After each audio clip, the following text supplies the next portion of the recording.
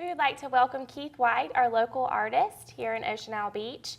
He does some of our commemorative pieces for the 34th Annual North Carolina Oyster Festival. Thank you for being a part of our show today. Oh, thank you Welcome, for having me. Keith. Thank Glad you. to have you here. Let's talk a little bit about the print for this year. You've been doing the prints for the Oyster Festival now how many years? This will be the 6th year. 6th year. Yeah. And you've kind of kept a theme going as we've gone down the line with these different prints. So if somebody's collecting them, they can kind of follow a story almost with the prints. Right. Well, the last couple of years, that's certainly been the case. Last year, I had it's kind of like the two same characters in the main focus of the piece. Were in that piece. They were actually gathering the oysters on the oyster bed. And this year, I have them kind of in the boat. They've got their harvest and they're heading towards the oyster house, or the seafood place. And I just wanted to kind of depict this year more of the kind of vessels and different things you might see in the intercoastal that that travel, like with shrimp boats and sailboats, fishing boats, and and now over on the side I have paddle boarders, since that seems to be a pretty big fad right now, and people do get out there and explore. See them every time I'm out. Yeah, and stuff. And this year I added some dolphins, which you never really think of dolphins being in an intercoastal.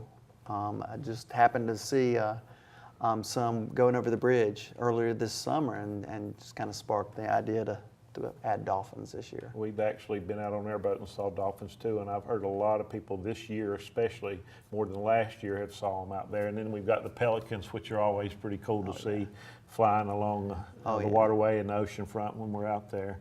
Now this picture too, it looks like we're right under the Causeway Bridge here in Ocean Isle Beach, so it's pretty familiar territory. Yeah, I wanted to keep the Ocean Isle scene, the bridge, as a recognizable landmark. I wanted to keep that in there and just kind of have them going through that.